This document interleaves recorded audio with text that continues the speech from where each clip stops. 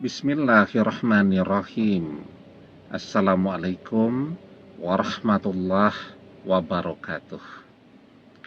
Bapak-bapak, ibu-ibu, mas-mas, mbak-mbak, khususnya adik-adikku sekalian yang dirahmati Allah dimanapun Anda berada. Kembali di IIP Channel bersama saya, IIP Wijayanto. Kali ini kita akan membahas tema meski terlihat mustahil, mantan akan kembali kepadamu, bahkan minta balik duluan saat kamu jalani hidupmu dengan tenang, santai, dan bahagia. Ya, nah jadi sekarang itu kan kita betul-betul stres ya. Karena apa? Karena kita punya target. Target kita apa? Target kita mantan harus kembali secepatnya. Kita terjebak di dalam bayangan-bayangan kita sendiri, ketakutan-ketakutan kita. Sekarang kita takut jika mantan sampai disentuh, dipegang, digandeng oleh orang ketiga. Ya, sehingga itulah yang kemudian membuat kita begitu memaksakan diri agar mantan segera kembali. Padahal, kalau kita tidak membayangkan yang aneh-aneh, ya, apa bayangan-bayangan aneh yang muncul dalam diri kita? Yaitu tadi ketakutan-ketakutan kita. Kita takut mantan sampai digandeng, dirangkul, disentuh oleh orang ketiga. Karena ketakutan itu malah kita bayangkan yang demikian.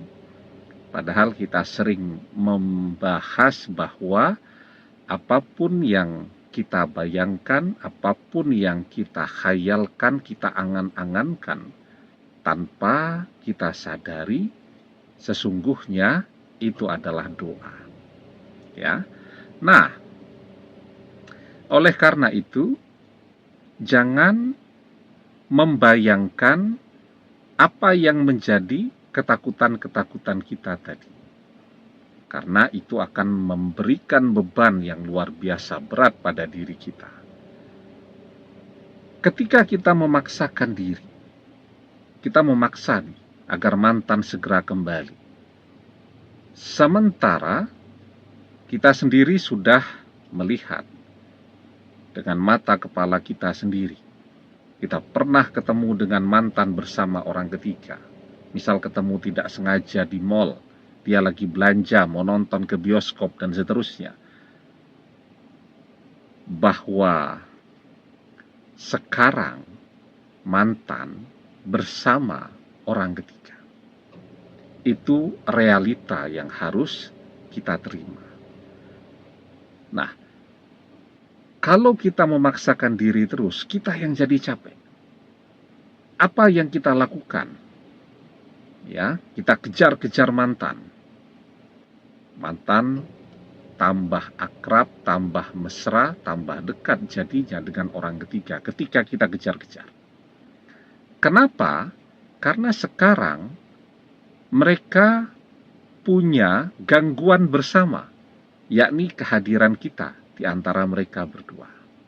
Nah, setelah kita tidak bisa ketemu dengan mantan, tidak bisa telepon, tidak bisa chatting karena media sosial kita dia blokir semua, mulai kita cari berbagai tutorial, amaliyah-amaliyah, doa-doa. Tujuannya apa? Agar mantan sesegera mungkin balik kepada kita. Sesegera mungkin. Karena tadi kita terjebak dalam bayangan-bayangan kita bahwa sekarang ini mantan sudah tidak karu-karuan tuh, sudah dipegang-pegang semua tuh sama orang ketiga dan seterusnya tadi. Ya, padahal sekali lagi apapun yang kita bayangkan itulah yang akan terjadi. Kalau kita bayangkan mantan disentuh oleh orang ketiga, ya mantan akan disentuh betul oleh orang ketiga. Kalau kita bayangkan mantan kembali kepada kita, ya maka mantan akan kembali kepada kita. Karena apa yang kita bayangkan itu adalah doa. Iza tamanna ahadukum falyaksir fa innama yas'alu rabbahu azza wa jalla. Ketika salah seorang di antara kalian berangan-angan, maka perbanyaklah. Karena sesungguhnya dia sedang meminta kepada Rabb-Nya, Allah Azza wa Jalla. Apa maksudnya perbanyaklah? Perbanyaklah berangan-angan yang baik, membayangkan sesuatu yang baik. Bukan sebaliknya, membayangkan sesuatu yang tidak pernah kita inginkan. Seperti tadi, malah bayangkan mantan disentuh oleh orang ketiga. Karena kita takut dia disentuh oleh orang ketiga, sementara kita tidak bisa lagi ketemu dia, tidak bisa bicara, dan seterusnya, maka kita memaksakan diri. Ya, semua amalan yang kita temukan, baik itu dari website, baik itu dari buku, ya, baik itu dari berbagai channel-channel YouTube, dari TikTok, dan seterusnya. Semuanya, ya, semuanya kita kerjakan sehingga waktu kita untuk mengerjakan amaliyah itu bisa berjam-jam setiap hari. Mungkin dalam logika kita semakin banyak amalan yang kita kerjakan, ya, semakin cepat pula mantan akan kembali. Ya, jadi kita sering menyebutnya itu sebagai ilmu rujaan, ya, seperti rujak. Jadi semua buah ada. Kalau tidak kena di sini, kena di situ. Kalau tidak kena di situ, kena di sana. Pokoknya semuanya kita kerjakan. Nah, tetapi apakah kemudian mantan kembali? Ternyata tidak, kan? Nah, dan kita sekarang justru merasa stres karena berat sekali apa yang kita kerjakan pada saat itu. Ya, jadi mengerjakan amaliyah itu ada satu amaliyah yang kalau dikerjakan mungkin satu kali duduk butuh waktu sampai 2-3 jam. Mengerjakan amaliyah yang lainnya lagi butuh waktu 1 jam. Sampai kurang istirahat, tidak bisa bekerja, tidak bisa tidur malam, kurang makan, dan seterusnya. Nah, dan ternyata mantan tidak juga kembali karena memang rumus cara mengerjakan amaliyah itu bukan demikian.